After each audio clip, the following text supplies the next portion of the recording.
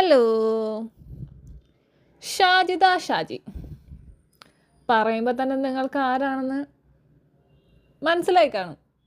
സ്വന്തം അമ്മയുടെ വേണ്ടാത്ത വീഡിയോ എടുത്തിട്ട് സോഷ്യൽ മീഡിയയിൽ പ്രചരിപ്പിച്ച ഒരു മോളെന്നൊക്കെ പറയാൻ പറ്റുമോ എന്തോ, ഒരു സ്ത്രീ, അത് മതി. അല്ല, ഇവർക്കൊക്കെ ഇത്ര ബഹുമാനം കൊടുത്താൽ മതി. വഴിയിൽ പോകുന്ന ആൾക്കാരുടെ വീഡിയോ എടുത്ത് സോഷ്യൽ മീഡിയയിൽ പോസ്റ്റ് ഇടുന്ന പോലെയാണ് സ്വന്തം അമ്മയുടെ വേണ്ടാത്ത വീഡിയോ എടുത്തവർ പോസ്റ്റ് ഇട്ടിരിക്കുന്നത്. ഇവരൊക്കെ ഇത്രയൊക്കെ ബഹുമാനം മതി. അവരുടെ ക്യാരക്ടർ അങ്ങനെയാണ്. ലൈവ് സ്ട്രീം ചെയ്തിട്ട് ആൾക്കാരെ തെറി വിളിക്കുക, പുച്ഛിക്കുക, വായി തോന്നിയ വിളിച്ച് പറയുക. അങ്ങനൊരു സ്ത്രീ, ഇങ്ങനെയുള്ള സ്ത്രീകൾക്കൊക്കെ ബഹുമാനം കൊടുത്തിട്ടും കാര്യമൊന്നുമില്ല. ഇത്രയും നാളും ഇങ്ങനെ ചെയ്തുകൊണ്ടിരുന്ന ഒരു സ്ത്രീ പെട്ടെന്ന് കുറച്ച് നാൾ അപ്രത്യക്ഷയായി അങ്ങ് പോയായിരുന്നു. ഇപ്പം വീണ്ടും പ്രത്യക്ഷയായി വന്നിട്ടുണ്ട്. അതും നന്മമാരായിട്ട്. എങ്ങനെ നന്മമാരായോ എന്തോ. ഉമ്മാന്റെ കാര്യം പറഞ്ഞില്ലേ, ഉമ്മാന്റെ വീഡിയോസ് എവിടെ ഇല്ല. ഞാൻ എൻ്റെ ഉമ്മാന്റെ ആ വീഡിയോസ് ഒക്കെ ഞാൻ എൻ്റെ ഇൻസ്റ്റഗ്രാമിൽ നിന്ന് എൻ്റെ യൂട്യൂബിൽ നിന്ന് അതൊക്കെ ഞാൻ ഡിലീറ്റ് ആക്കി കഴിഞ്ഞു. നാട്ടുകാർ മൊത്തം കാണേണ്ട ആൾക്കാരൊക്കെ കണ്ടു കഴിഞ്ഞിട്ട് ഡിലീറ്റ് ആക്കിയിട്ട് എന്തുണ്ടാക്കാനതല്ലേ. ഇതത് തെറ്റാണെന്ന് എനിക്കറിയാം. മെന്റലി പ്രഷർ ചെയ്യിപ്പിച്ചിട്ട് ഇടിയിച്ച സംഭവമാണത്. അത് ഞാനായിട്ട് ഇട്ടതൊന്നല്ല. ഒരിക്കലും അല്ല. ആകാശത്തുനിന്ന് പൊട്ടി മുളച്ച് തനിയെ നിങ്ങളുടെ യൂട്യൂബിലും ഇൻസ്റ്റാഗ്രാമിലൊക്കെ വന്നതായിരിക്കും, നിങ്ങളായിട്ടിട്ടതല്ല.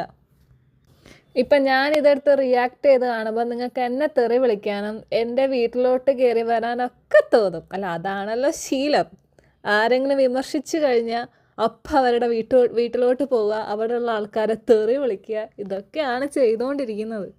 എനിക്കറിയാം, അത് ചെയ്യാൻ പാടില്ലായിരുന്നു. എൻ്റെ ഉമ്മ അങ്ങനെ ഒരു തെറ്റ് ഞങ്ങളോട് ചെയ്തിട്ടുണ്ടെങ്കിൽ അത് ഞാൻ പബ്ലിക്കിന്റെ മുന്നിൽ കൊണ്ടുവരാൻ പാടില്ലായിരുന്നു.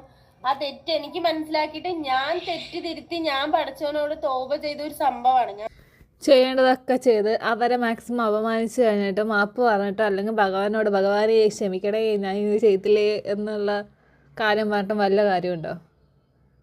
പശ്ചാത്താപമാണ് ഏറ്റവും വലിയ എന്തോ ഉണ്ടല്ലോ, എന്തൊരു പഴഞ്ചൊല്ലുണ്ട്, അതാണോ ഉദ്ദേശിച്ചേ? ഈ പശ്ചാത്താപമൊക്കെ വരാൻ കാരണം എന്തുവാ? സ്പീഡിൽ കേസുകളാ. അതുകൊണ്ടല്ലേ, ഒന്നും രണ്ടൊന്നും അല്ലല്ലോ ഇരിക്കുന്നത്. അതുകൊണ്ട് നാടകമായിട്ട് ഇറങ്ങിയേക്കുക. അല്ലെങ്കിൽ ഇവർ ഇതേ സ്വഭാവം ഇനിയും കൊണ്ടുപോയേനെ. എൻ്റെ ഉമ്മാന്റെ വീഡിയോസ് ഇട്ടെന്ന് പറയണില്ലേ, എൻ്റെ ഉമ്മ എന്നെ നീ വലിയ യൂട്യൂബർ, നീ ഇട്ട എന്താവും, നീ ഇട്ട് അങ്ങനെ ഇട്ട എനിക്കിപ്പോ എന്താവാൻ പോണു, നീ ഇടടി, നീ ഇട്ടൊന്ന് കാണിക്കുന്നൊക്കെ പറഞ്ഞിട്ട് എന്നെ വെല്ലുവിളിച്ചതാണ്. എന്നെ വെല്ലുവിളിച്ചിട്ട് ഇടിയിച്ചതാണ്.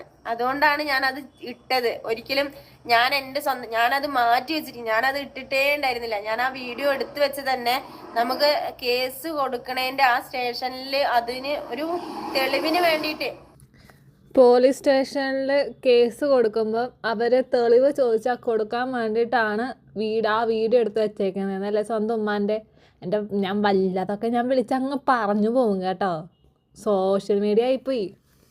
ശരി, എന്നാൽ ഞാൻ പോണില്ലെങ്കിൽ ഞാൻ എന്തെങ്കിലുമൊക്കെ പറഞ്ഞു പോകും. Tata, bye bye.